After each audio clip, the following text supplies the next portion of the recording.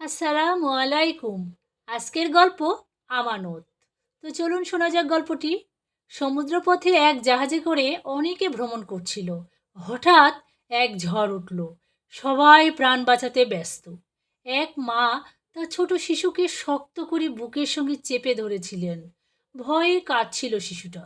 হঠাৎ জাহাজ কেঁপে উঠল, আর সেই মায়ের হাত থেকে শিশুটি পড়ে গেল পানিতে।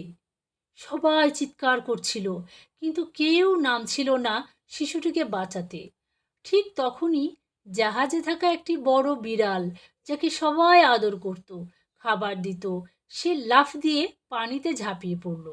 সে তার ছোট দুই পা দিয়ে শিশুটিকে ঠেলে ওপরে তুলতে লাগলো, যতক্ষণ না অন্যরা এসে বাচ্চাটিকে তুলে নেয়।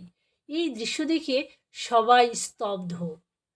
আল্লাহর রাসূল হজরত মুহাম্মদ সাল্লাল্লাহু আলাইহি সাল্লাম বলেছেন, প্রত্যেক আমানতদার যেন তার আমানত তার মালিকের কাছে পৌঁছে দেয়।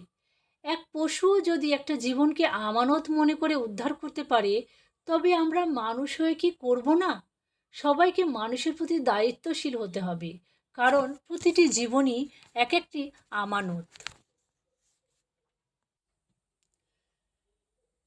দয়া, সাহস ও দায়িত্ববোধ, এই তিনটি গুণ একজন প্রকৃত মুমিনের চিহ্ন। সব শেষে বলি, লাইক, কমেন্ট এবং সাবস্ক্রাইব করতে ভুলবেন না। সকলকে অনেক ধন্যবাদ।